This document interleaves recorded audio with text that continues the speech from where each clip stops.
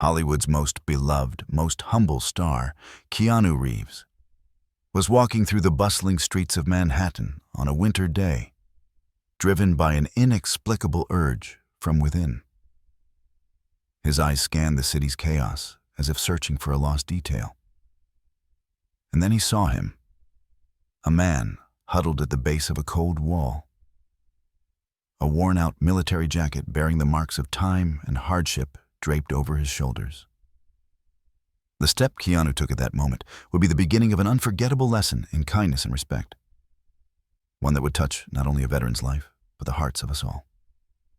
What you are about to witness will remind you once again of the power of kindness and awareness. That day, Manhattan was in the grip of a biting frost. The sky, a leaden weight, pressed down upon the city, shrouding the tops of each skyscraper in an invisible mist. The wind howled like a phantom through the narrow streets, lashing at people's faces, seeping through their coat collars, chilling them to the bone. On the sidewalks, a hurried crowd flowed, faces hidden behind scarves, each person seeking a warm corner, a momentary escape from the merciless cold.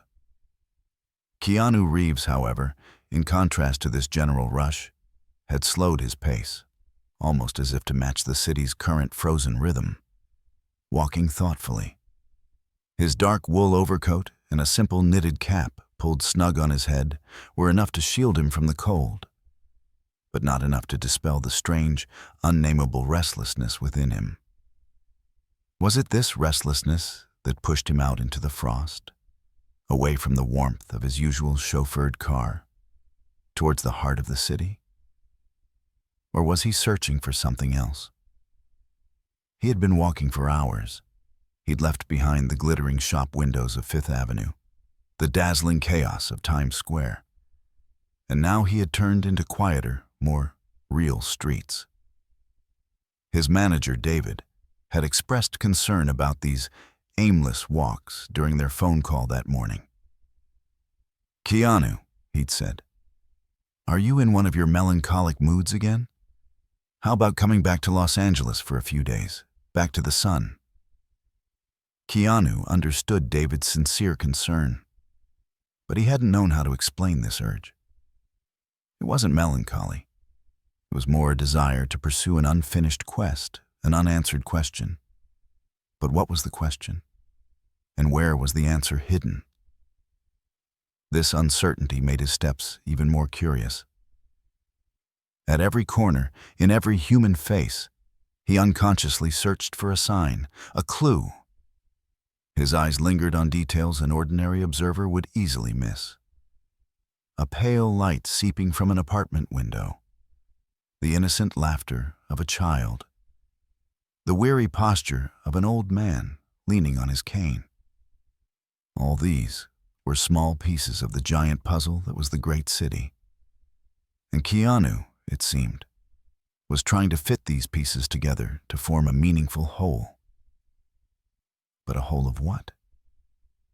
Where would this Staz search lead him? And why did he have that strange, inexplicable premonition in his heart that he was about to encounter something very important? The wail of the wind had intensified. Keanu pulled the collar of his overcoat a little higher. Just then, where the luxury boutiques and bustling cafes ended, and older apartment buildings and small forgotten shops began to line the street, he turned into a narrow, shadowy alley. The atmosphere of the street changed instantly. The city's noise diminished, replaced by an eerie silence. Keanu's steps instinctively slowed. His gaze fell upon one of the alley's deepest recesses, a gloomy space between two buildings, piled with trash containers and old newspapers. There, almost lost in the shadows, was a silhouette. His heart began to beat faster, for no apparent reason. This was it. That inexplicable urge within him had led him here, to this dark corner of this forgotten alley. As he drew closer, the silhouette became clearer. It was a man, slumped or rather huddled at the base of a cold, damp stone wall. The man who had uttered the words, "Come no closer. You'll get no good from me." In a voice that was barely a rasp, a voice that seemed to carry the weight of unspoken sorrows. Keanu had stopped a few feet from the man. He understood this defensive posture. Who knew what this man had lived through for years, how many times he had been disappointed? "I won't hurt you," Keanu had said, his voice as soft and reassuring as he could make it. "I just wanted to talk." A flicker of doubt had crossed the man's eyes. Who was this well-dressed stranger, whose face seemed familiar yet he couldn't quite place? And what did he want from him? These questions, like sparks in the man's weary mind, flared as Keanu slowly crouched down to his level. The two men's eyes met in the midst of that biting frost, locking onto each other. One came from the pinnacle of fame and fortune, the other from the darkest depths of life. But at that moment, all these differences seemed to have lost their meaning. All that remained were two human beings, one ready to extend a helping hand, the other hesitant whether to grasp that hand or not. What would be the outcome of this silent encounter? And had Keanu's inexplicable urge truly led him to the right place? The answers to these questions were hidden in the first words yet to be spoken.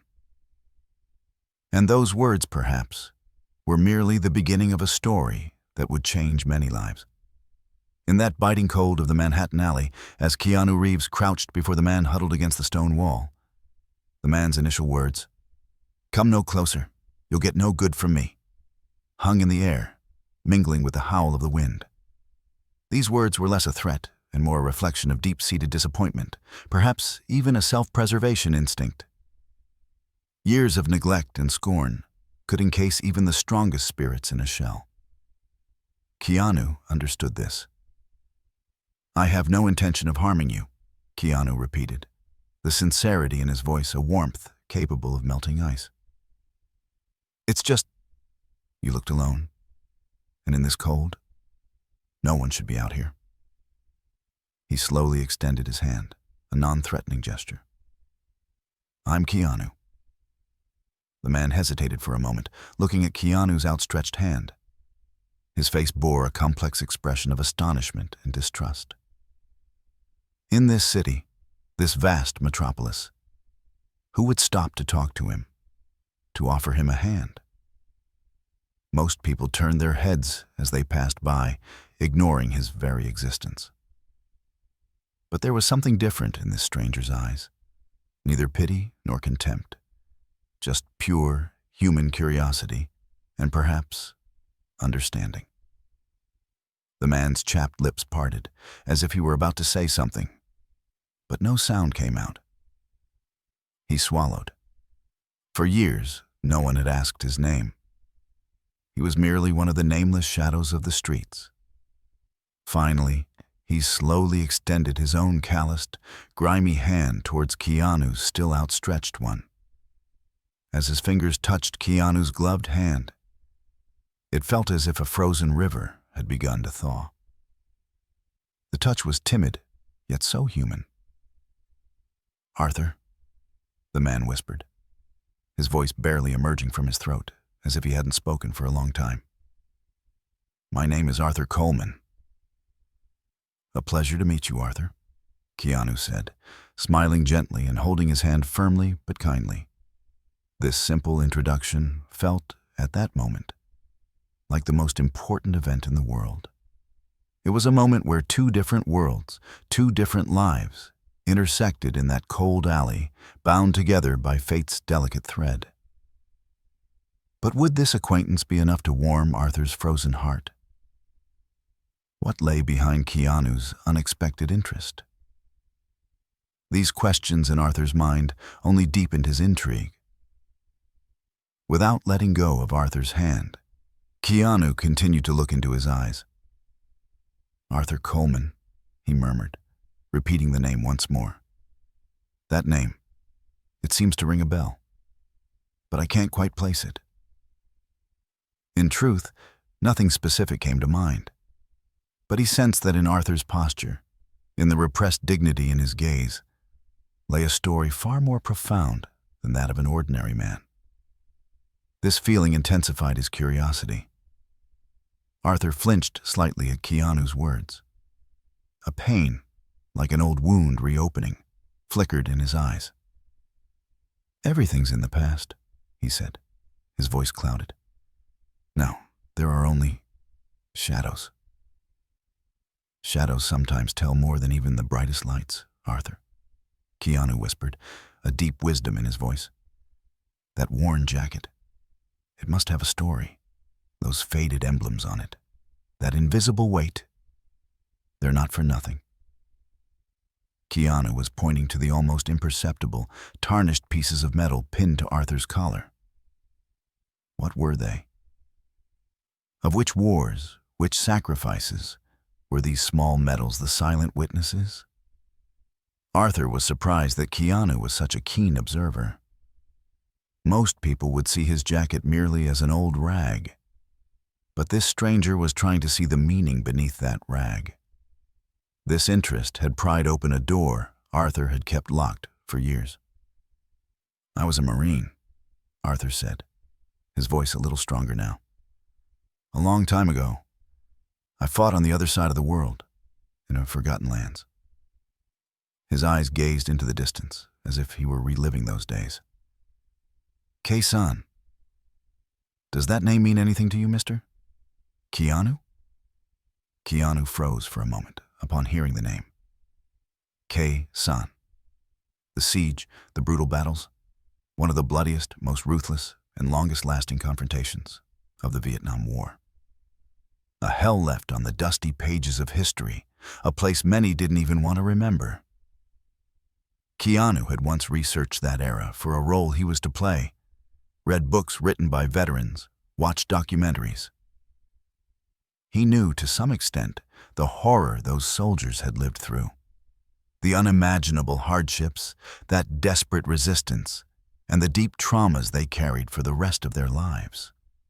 The man standing before him was a hero who had survived that hell. "Yes, Arthur," Keanu said, his voice filled with deep respect and sorrow. "Yes, I know Kei-san. What happened there? It's hard to even imagine." Images Keanu had read about, scenes he had watched, came flooding back to his mind. Now, he was face to face with a living witness of that history. This encounter had now transcended mere chance. It had gained a much deeper meaning. There had to be something in Arthur Coleman's story that had triggered that inexplicable urge in Keanu, that had brought him to this point. But what was it? What detail from Arthur's past had resonated so powerfully in Keanu's soul? Arthur was surprised by Keanu's response. An expression he hadn't shown for years appeared in his eyes. A bittersweet relief of being understood, of being remembered. "There. We all left a part of ourselves there, Mr. Keanu," he said, his voice trembling. "Those who returned were never the same again. To die on the battlefield was one option, but what about living? The real war, it turns out, began after we returned. A war no one saw, no one understood." Keanu could feel the profound pain in Arthur's words. This man was struggling not only with cold and hunger, but also with the ghosts of his past. And Keanu understood at that moment that helping this man had to be more than just a momentary act of kindness. This was a human duty. But how? Was it possible to heal such deep wounds, to give hope to such a lost soul? Before Keanu lay many questions to be answered and many obstacles to overcome. But he was determined to take the first step on this path. Because in Arthur's eyes, beneath all that wreckage, he saw a spark that had not yet been extinguished. And fanning that spark back into a flame was, perhaps, Keanu's most important mission that day.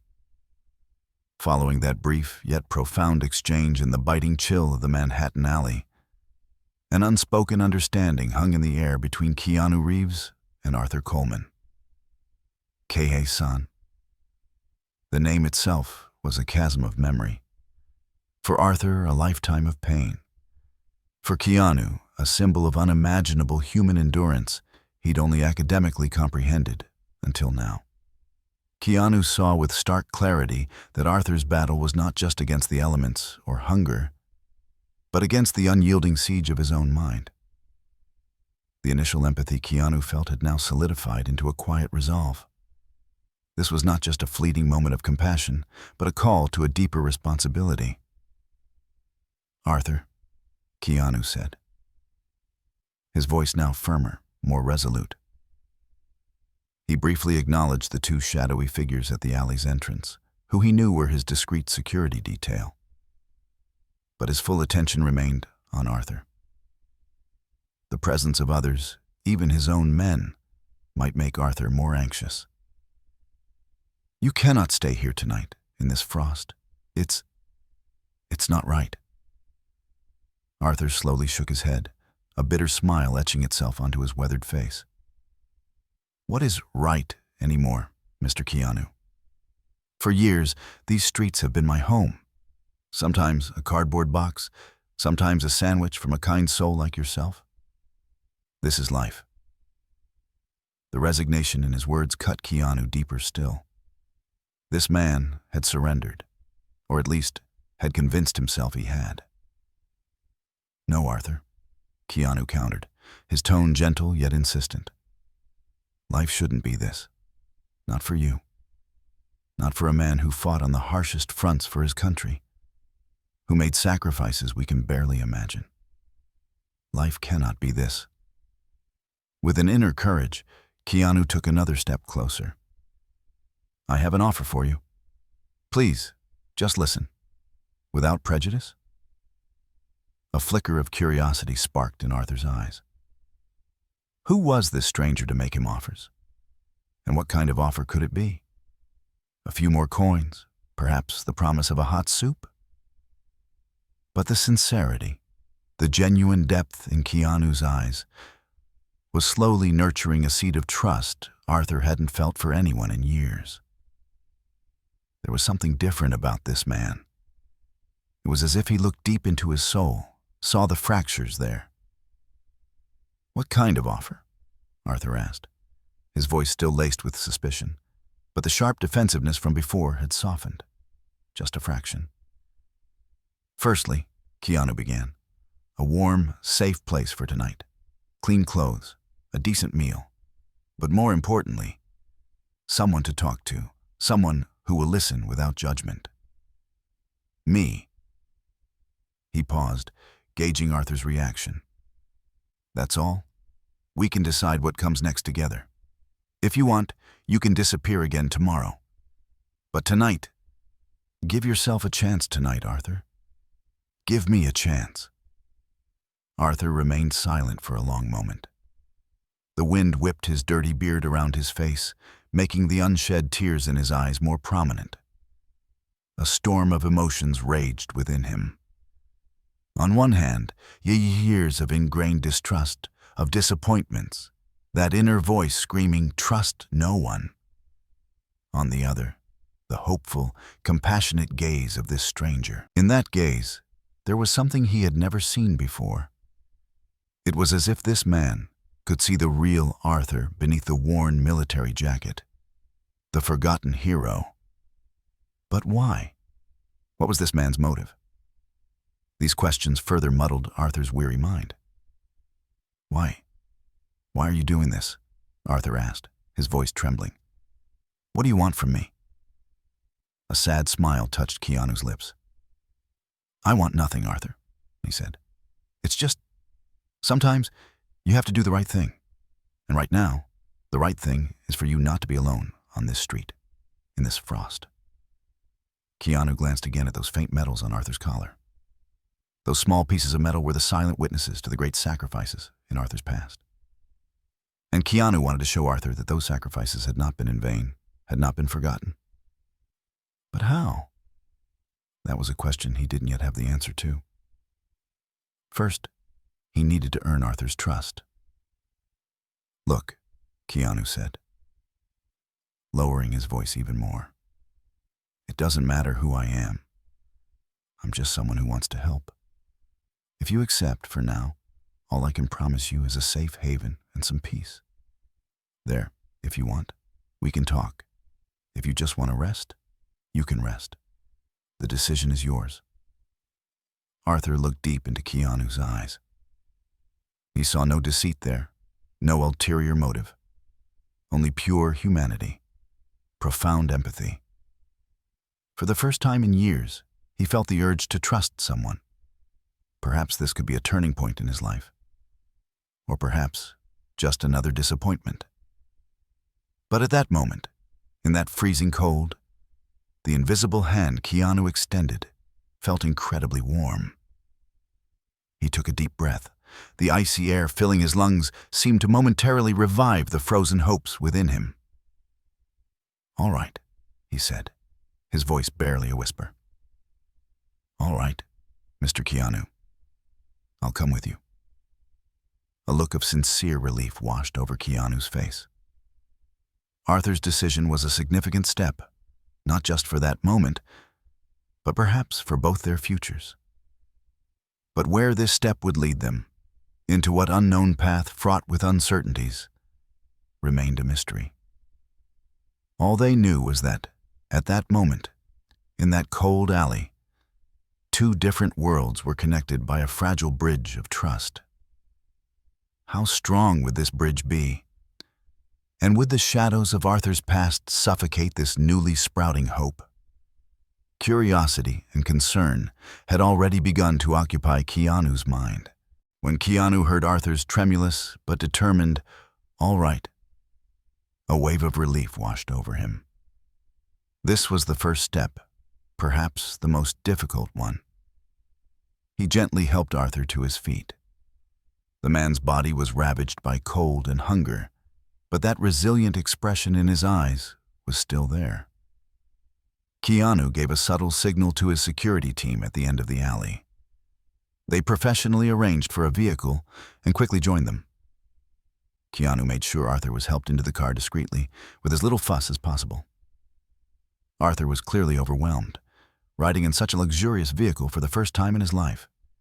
His astonishment and apprehension were palpable. Keanu took him to a boutique hotel in a quieter part of Manhattan, away from the city's cacophony. An establishment that was unassuming yet clean and reputable. The hotel manager, though visibly surprised to see Keanu Reeves, handled the situation with utmost discretion and professionalism at Keanu's request. A warm, comfortable room was arranged for Arthur. Keanu accompanied him to his room. For Arthur, the room was like a palace. For a man accustomed to sleeping on streets, in cardboard boxes, or on the cold concrete floors of abandoned buildings for years, a soft bed, clean sheets, a shower with hot running water. All these were almost an unbelievable luxury. "Make yourself comfortable, Arthur," Keanu said. "Get some good rest. I'll come by again tomorrow. We can chat a bit. If you need anything, just call the reception. Everything has been arranged." Arthur didn't know what to say. His eyes welled up. "Thank you, Mr. Keanu," he whispered. "I still don't understand why you're doing this, but thank you." Keanu smiled. "Just Arthur, please. And as I said, sometimes you just have to do the right thing." That night, Arthur slept soundly for the first time in years. When he woke up in the morning, for a moment, he couldn't comprehend where he was. Then, he noticed the soft bed, the warm room. It all felt like a dream. He got up, took a hot shower. He put on the clean clothes the hotel had provided for him. When he looked at his reflection in the mirror, he saw a man who was familiar, yet so foreign. The bags under his eyes, the deep lines on his face were still there, but that old, hopeless expression had somewhat faded. In its place was a curious, questioning look. This new situation, this unexpected comfort, both soothed him and made him equally uneasy. When would this dream end? Keanu visited again in the afternoon. He brought a few books and a bag of fresh coffee. They sat at the small table in the room. As Keanu prepared the coffee, he started a conversation with Arthur, without forcing him, about mundane things. The weather, the city, life in general. Arthur, though initially responding in monosyllables, gradually began to open up in the face of Keanu's sincere and non-judgmental demeanor. Keanu didn't ask him directly about Khe-Sanh or his war memories. Instead, he asked how he had joined the Marines, about his youthful dreams, his life before the war. Surprisingly, a bittersweet smile appeared on Arthur's face as he recounted those days. He remembered being a young man with hopes, with dreams. "My family were farmers," Arthur began. "I grew up in a small town. I always wanted to go on an adventure to see the world. Joining the Marines was the gateway to that adventure for me." His eyes gazed into the distance. "But when I walked through that gate, I didn't know what awaited me." Keanu listened to him silently. Occasionally, he would ask small questions, indicating he was trying to understand, but he never directed him. As Arthur spoke, he relaxed, pouring out things he hadn't told anyone for years. Keanu's presence gave him confidence. This man was truly listening to him. His pains, his regrets, his losses. "Khe-Sanh," Arthur said, his voice suddenly dropping. That place was hell, Keanu. We were face to face with death every day. We watched our friends die before our very eyes. We took orders, we gave orders. And sometimes we did things that made us ashamed to look in the mirror afterwards." A few tears streamed down his face. Keanu handed him a tissue but said nothing. He was just there, sharing that pain with him. Arthur talked for hours that day, about brotherhood, fear, heroism, betrayal. He had seen both the noblest and the darkest aspects of the human spirit in those lands. And all these memories, like ghosts, had haunted him for years.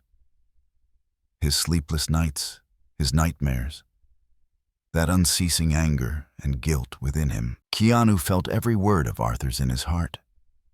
This wasn't just the tragedy of a soldier. This was proof of the meaninglessness of war, of the deep wounds it inflicted on the human soul. Arthur's story raised new questions in Keanu's mind. This man, who had endured such great suffering, made such great sacrifices, why had he been so forgotten, so abandoned by society? And could Keanu offer him more than just temporary shelter, a more lasting, more meaningful help? As these questions swirled in Keanu's mind, Arthur's gaze, fixed on the coffee cup in his hand, seemed to be crushed under the weight of the past. Was it possible to lighten this weight? This difficult test before Keanu was just beginning. In the dim light of that hotel room, as Arthur Coleman's voice grew progressively quieter, the invisible burden on his shoulders seemed to increase with every memory he recounted. Keanu had listened intently to his every word, every sigh, trying to feel the pain that echoed in the depths of his soul. As Arthur talked, it was as if he were expelling a poison accumulated over years. But at the same time, he was once again confronting the deep wounds that poison had left behind. At one point, when Arthur paused briefly in his narrative, Keanu's eye caught on a thin, tarnished chain, sichtbar, beneath the collar of the clean, albeit ill-fitting shirt the hotel had provided. Something was hidden inside his shirt, attached to that chain. Keanu remembered the faded metal pieces he'd noticed on Arthur's tattered military jacket in the alley. He hadn't dwelled on it then, but now, coupled with the stories of heroism and sacrifice Arthur had just shared, this small detail piqued his curiosity immensely. "Arthur," Keanu said gently, That chain around your neck, does it have a special meaning? Arthur instinctively brought a hand to his chest, his fingers closing around the object at the end of the chain. He hesitated for a moment. It was his most private secret, his most precious treasure. For years, he hadn't shown it to anyone, shared it with anyone. But the sincere interest in Keanu's eyes, that non-judgmental gaze, gave him a sense of trust. Slowly, with trembling fingers, he pulled out the small, octagonal bronze medal, its edges worn, its engravings nearly faded. "This," Arthur whispered, his voice choked with emotion. "This is all that's left. My honor. Or whatever is left of it." Keanu leaned closer to the medal. Despite being very old and worn, an eagle figure and a surrounding laurel wreath were still discernible on it. This was no ordinary medal. This was one of the highest military decorations for valor, awarded for extraordinary courage and sacrifice displayed by a soldier on the battlefield, often at the cost of their own life. Keanu knew of such medals. He had seen them in his research for films, in military history books. To receive such a medal, a person would have had to display unimaginable heroism. "Arthur," Keanu said, his voice filled with awe and astonishment. This is incredible. What's the story behind it?" Arthur's eyes filled with tears. He swallowed hard. In that moment, it was as if he had returned years ago, to those blood and gunpowder-scented hills of Khe-San. "It was an ambush," he began to narrate, his voice trembling. "Our company was ambushed. Fire was raining down from all sides. Most of us were wounded. Our radio was broken. We couldn't call for help. Our commander had fallen. Only a handful of us were left, and our ammunition was running out." He paused. Taking a deep breath, Keanu waited patiently. "At that moment," Arthur continued, "I had to make a decision. Either we would all die there together, or one of us would try to get through that hellfire and bring help.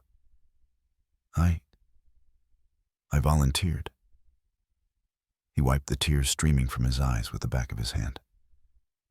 "I don't know how I did it, Keanu. How I survived. How I got through that rain of bullets. It was as if an invisible hand was protecting me. I was wounded, losing blood, but I didn't stop. Hours later, when I reached our main unit, exhausted, I was about to lose consciousness, but I was able to tell them where my comrades were. Help. Help arrived in time." Arthur bowed his head. His shoulders were shaking. But not all of them were saved. Most of them remained there. I only came back with this piece of metal." He clutched the metal in his palm. "Sometimes I think, I wish I'd stayed there with them, carrying this burden. It's so hard, Keanu. So hard."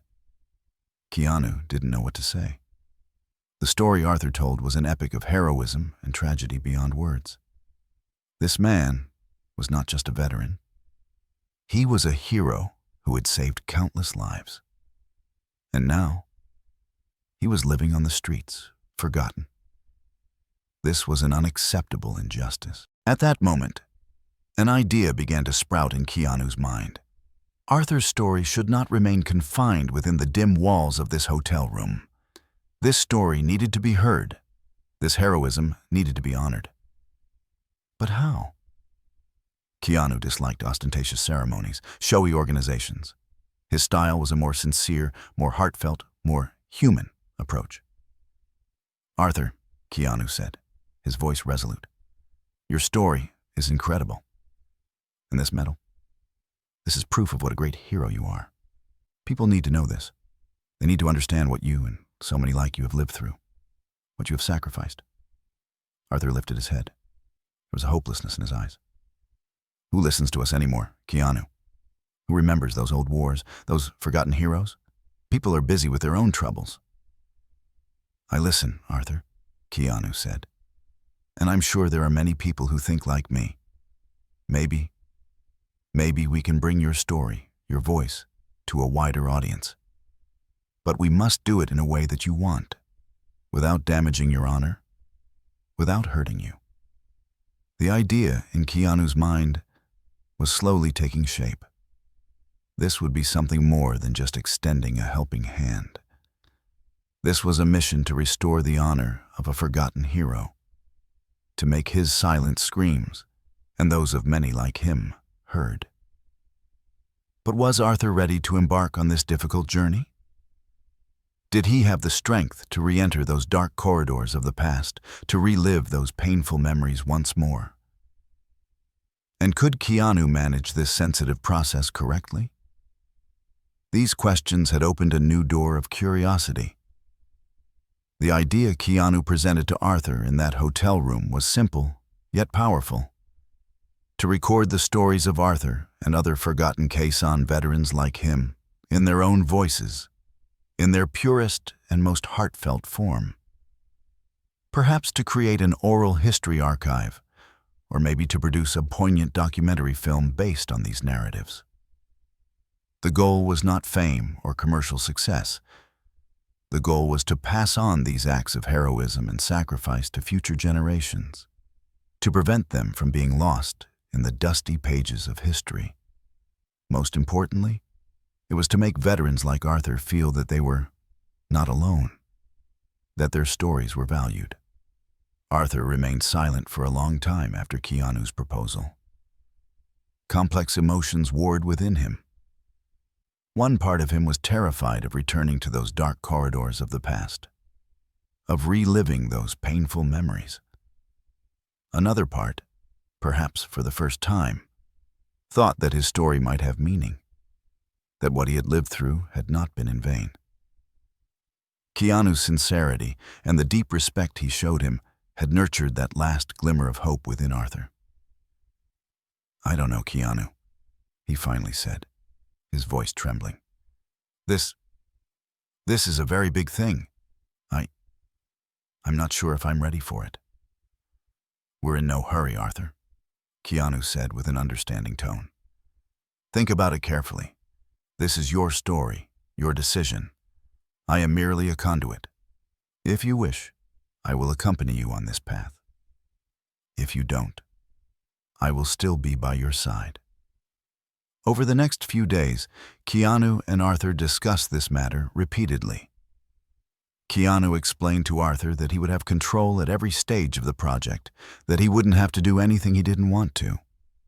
His aim was not to re-traumatize Arthur, but on the contrary, to offer him an opportunity for a kind of catharsis by telling his story, a chance to step onto the path of healing. During this process, Keanu had embarked on a journey not only with Arthur, but also within his own inner world. What Arthur recounted taught him a great deal about the resilience of the human spirit, the fine line between pain and hope. He realized once again how meaningless and transient his own fame, his luxurious life, was. He deeply felt that true wealth lay in being able to touch people, to make a positive difference in their lives. This project had now become a personal mission for him as well. Finally, Arthur made the awaited decision. "All right, Keanu," he said, a mixture of anxiety and a new determination in his eyes. "I'll try. I'll tell my story. Maybe this will be a hope for others like me." A sincere smile appeared on Keanu's face. This was the most important step of the project. He immediately took action. He contacted a documentary filmmaker friend whom he trusted, someone sensitive to such delicate subjects. A small, professional, yet invisible film crew was assembled. The aim was to capture Arthur and the other veterans in their most natural state, without disturbing them. The next challenging task was to reach out to other surviving members of Arthur's unit from Quezon. Years had passed. Everyone had scattered to different places, built their own lives, or failed to do so. Keanu tried to reach these individuals through private investigators and veteran associations. This was a long and arduous process. Some responded immediately, while others were hesitant to dredge up the past. But Keanu's and Arthur's sincere invitation had rekindled that old bond of brotherhood in many of them. A few months later, that historic meeting took place at a peaceful farmhouse by a tranquil lake outside New York, away from prying eyes. Arthur and 6 surviving comrades from his Khe-san unit were reuniting for the first time in exactly 40 years. At that moment, time seemed to stand still. First, hesitant glances, then slow recognition, and finally, tearful embraces. The lines etched by years, whitened hair, weary bodies. But the spark in those eyes, the fire of that old friendship, that unbreakable brotherhood, was still unextinguished. Keanu and the film crew recorded these moments with great respect and sensitivity. They were merely observers. The real story was hidden in what those veterans told each other, in the pains and joys they shared. For days, on the porch of that farmhouse, by the fireplace, by the lakeside, laughter mixed with sobs, memories with tears. Each one recounted their own Khe-san, their own ghosts, their own hopes. Arthur was no longer alone. He was with his brothers. And Keanu, as the silent witness of this incredible reunion, was witnessing one of the deepest and most poignant scenes of the human spirit. This was not just a documentary shoot. This was a healing session, a reconciliation, a rebirth. But would this reunion be enough to heal the wounds in the veterans' souls? And how much further would this quiet movement, initiated by Keanu, grow? The days spent at that lakeside farmhouse became a turning point for both Arthur and his comrades in arms. Memories, fears, regrets, and longings held within for 40 years, unshared with anyone, poured out one by one in that sincere atmosphere. The stories they told, sometimes with laughter, sometimes with tears, ceased to be merely a burden of the past and instead became proof of a shared destiny, an unbreakable brotherhood, and superhuman resilience. Keanu and the documentary crew had recorded these moments with great skill, respecting their privacy. Their aim was not to create a sensational production, but to reflect the reality experienced by these people in its purest, most poignant form. After the filming ended, the veterans bid farewell to each other with embraces. They now knew they were not alone. That old bond between them had been re-established, stronger than ever. For Arthur, this reunion was the beginning of a brand new chapter in his life. That deep sense of guilt and loneliness within him was slowly giving way to a sense of peace and meaning. The hand Keanu had extended to him had not only been a helping hand, but it also reminded him of something he had forgotten: that he was valuable. Months of meticulous work later, the documentary they named Silent Echoes of Khe-san was completed. Keanu held the first screening of the film at a modest yet meaningful event, again for those veterans and their families. When the film ended, a profound silence filled the hall. Then, slowly, applause began to rise. This applause was not just for the film, but for all the heroes who had shared their stories in it. Arthur, in tears, squeezed Keanu's hand beside him. "Thank you, Keanu," he whispered. "You reminded us of something we had forgotten, our honor." The documentary quickly garnered significant attention. It was shown at festivals, received awards, but most importantly, it touched the hearts of thousands of people. People saw, perhaps for the first time so closely, the human tragedy behind the Vietnam War and the siege of Khe-san, the real lives behind those numbers.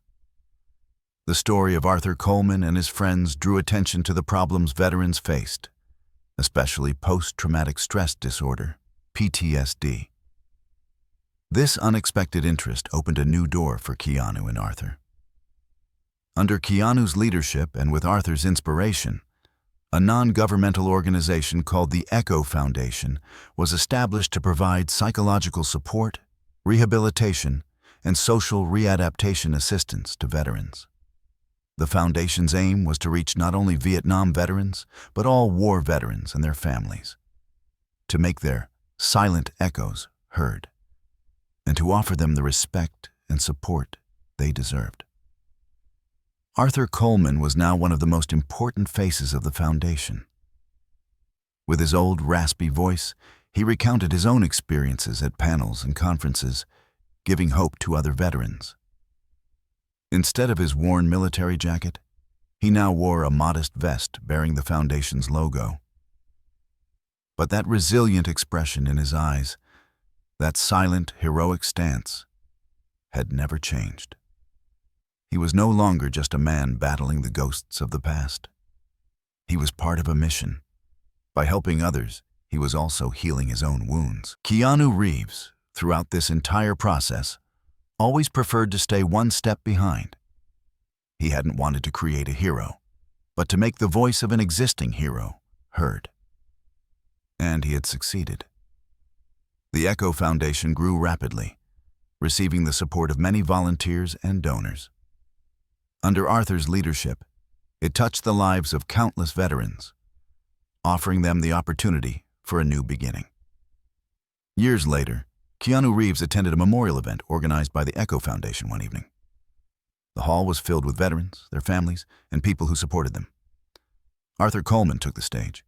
He had aged, his hair had more gray in it, but that fire in his eyes still shone brightly. As he began to speak, his eyes found Keanu in the crowd. The two old friends looked at each other with a silent smile. In that gaze lay the entire meaning of a journey that had begun years ago in that cold Manhattan alley. A journey no one could have predicted. In his speech that night, Arthur voiced not only his own story, but the common pains, hopes, and dreams of all veterans. And at the end of his speech, he said, "Sometimes life, even in its darkest moments, brings an unexpected light before you. For me, that light was a stranger who extended his hand to me on a winter day, years ago. That stranger not only helped me, but also gave me back something I'd forgotten, my faith in humanity. And he showed that even the deepest wounds can be healed with compassion, understanding, and most importantly, by supporting one another." As Keanu listened to these words from Arthur, an indescribable peace filled him. That step he had taken that day, with that inexplicable urge, had been the beginning of one of the most meaningful journeys, not only in Arthur's life, but in his own as well. The value of being able to touch a person's life, to give them hope, could not be measured by any fame, any wealth.